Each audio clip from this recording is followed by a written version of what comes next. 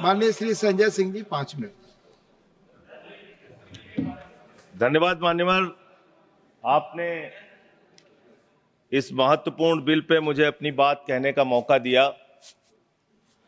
मान्यवर, अभी हमारे सत्ता पक्ष के मित्रों ने मोदी जी का भरपूर बखान किया कि उन्होंने किस तरह से भारत के प्रधानमंत्री ने ऑयल के क्षेत्र में, गैस के क्षेत्र में अनुकरणीय योगदान दिया है अपना। पूरी दुनिया में उनका डंका पीट रहा है, ऐसा बताया जा रहा है। लेकिन मुझे याद है मान्यवर, 2014 में जब चुनाव प्रचार में ये लोग निकले थे, तब कहते थे वोट दे दो, बीजेपी को जिता दो, डीजल 40 रुपए का हो जाएगा, पेट्रोल 50 रुपए का हो जाएगा। आपकी एक नेता का भाषण है, सदन में नहीं होगा तो मैं भेज दूंगा, आप सुन लीजिएगा। 50 रुपए का पेट्रोल हो जाएगा। और मान्यवर, उस समय दुनिया के पैमाने पर कच्चे तेल का दाम क्या था? $135 प्रति बैरल तक एक कच्चे तेल का दाम गया था। बावजूद इसके ना तो डीजल ने ना पेट्रोल ने, किसी ने सेंचुरी नहीं मारी। लेकिन जब पेट्रोल का दाम, कच्चे तेल का दाम दुनिया के पैमाने पर अंतर्राष्ट्रीय बाजार में $19 प्रति बैरल हो गया कोरोना के समय में, उस वक्त भी हिंदुस्तान में आपने महंगा डीजल बेचा, महंगा पेट्रोल बेचा। डीजल और पेट्रोल का दाम आपने कम नहीं किया। तेल से इस देश की जनता का तेल निकाल दिया आपने, इतना महंगा पेट्रोल डीजल बेचा। और क्या है इस मकसद इस बिल का सर? इसमें लिखा हुआ है कि आप इन्वेस्टर्स को बूस्ट करेंगे, इन्वेस्टर्स को, अलग अलग कॉर्पोरेट घरानों को बढ़ावा देंगे इस क्षेत्र में। इस बिल का एक मकसद, बड़ा मकसद यह भी है। और जो ओएनजीसी है मान्यवर, जिसको 23-24 का मुनाफा 40,000 करोड़ रुपए का हुआ है, मुनाफे की कंपनी जो है, जिस क्षेत्र में ओएनजीसी को, पब्लिक सेक्टर को, महारत्ना को मुनाफा हो रहा है, वहां मुनाफा कमाने के लिए आप और कंपनियों को लाना चाहते हैं।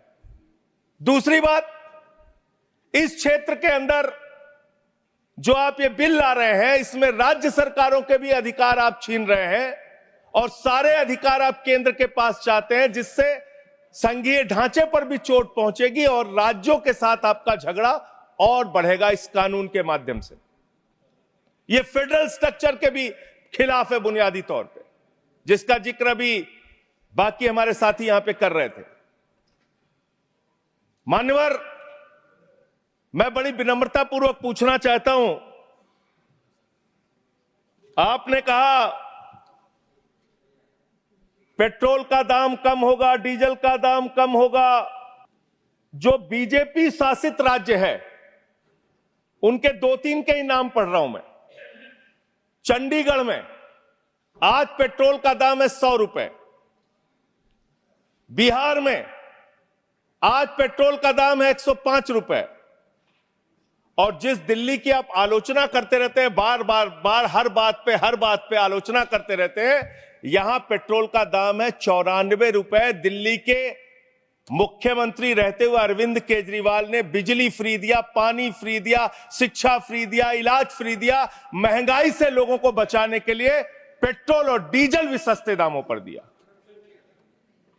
पेट्रोल और करप्शन पे तो बोलने लग जाऊंगा तो अडानी को तो लेकर बैठे हुए हैं। आप 2200 करोड़ रुपए की रिश्वत खिलाई अडानी ने। Nothing is going on record. 2200 crore रुपए की रिश्वत आपके अधिकारियों को। संजय जी, 2200 करोड़ की रिश्वत। संजय जी प्लीज। सर वो क्या बोल रहे हैं सर? वो आप इधर बोलेंगे कि उधर बोलेंगे प्लीज। सर 2200 करोड़ रुपए की अडानी ने रिश्वत खिलाई हिंदुस्तान में महंगी बिजली बेचने के लिए। सब्जेक्ट पर बोले वही रिकॉर्ड पे जाएगा। सब्जेक्ट पे ही बोल रहा हूँ सर। प्लीज सर, मैं सब्जेक्ट पे बोल रहा हूँ। सब्जेक्ट में आपको याद दिला दूं, मैं बोल रहा हूँ सर। Oil exploration. सर मुझे बोलने दीजिए सर। आप बोल। मैं कह रहा हूं सर, यहां पर आपने मोदी जी का इतना बखान किया, हमने सुना उसको। आपको बोलने का मौका था, आपने बखान किया।